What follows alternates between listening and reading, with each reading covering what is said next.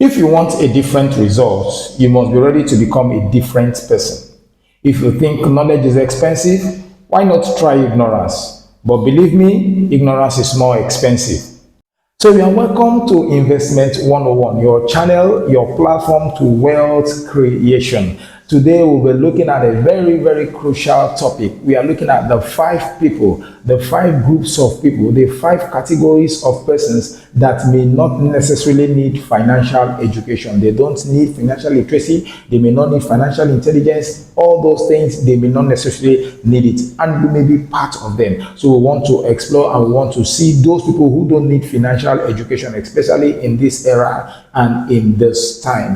But before we go further, we want to encourage every one of us that are logged on to this channel, for you to like, for you to share, and for you to subscribe, because that is why we are here, for you to give you quality trainings. By the time you begin to apply them, you become better off. Hold on right there. You see, to create wealth and to become financially free, you need financial education. Academic and professional education alone cannot do this job. Otherwise, we will be trapped in the civil service with a gold handcuff.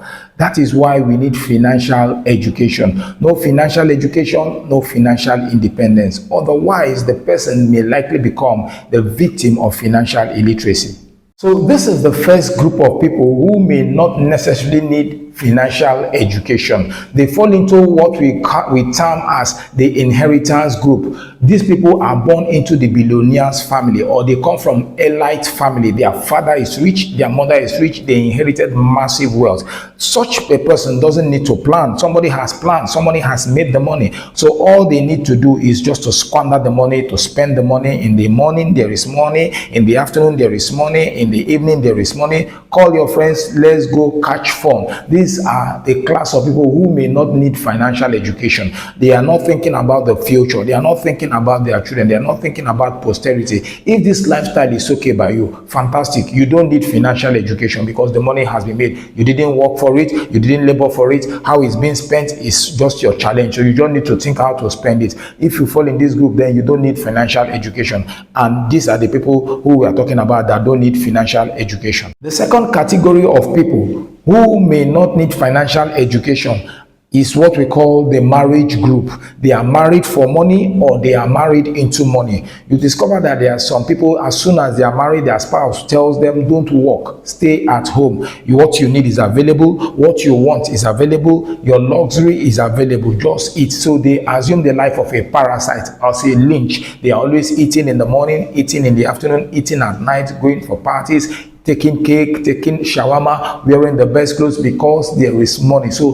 thinking financial education, financial literacy has nothing to do with them. So this group of people may not need financial education, but I want you to realize that there is always season. Life is seasonal. There is the hour of the morning, there is hour of the night. When the night comes, will you be prepared?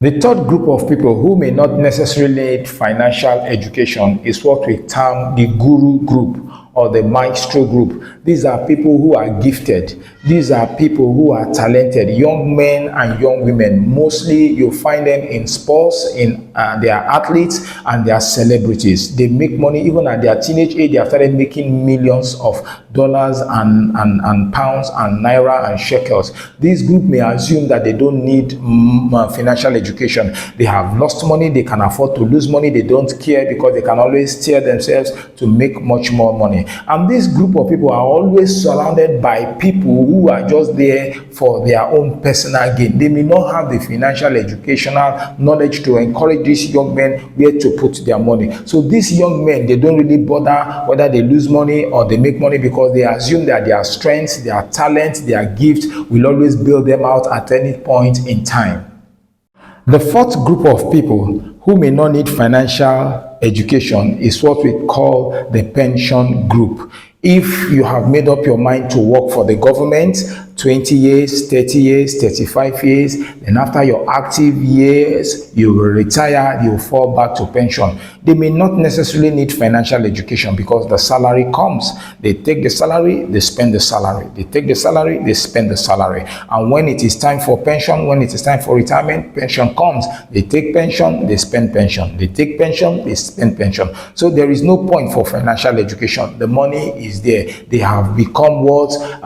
Civil servants to the government. They end up with a golden handchain of years of appreciation. The problem with this category group of people is that it's like a valley. It is very difficult to climb out of that place, to survive outside this pension. The question is, are you prepared? Or if you are prepared to remain there, good, all well, congratulations. And the final group of people that we are looking at is the group we call the carefree group, the careless group, the happy-go group, or the naive group. This group of people, they don't care. They are not bothered whether they are rich or whether they are poor. They are not bothered whether they have money or they don't have money. So what is the essence of financial education? What is the essence of savings? What is the essence of investment? What is the essence of emergency fund? They don't care. They don't want to know. And this group of people are sold into this philosophy by some funny religious leaders. So they bring them, they put them down, and they tell them to remain there and then. Not every religious leader, but most times you discover that they are being paranoid by this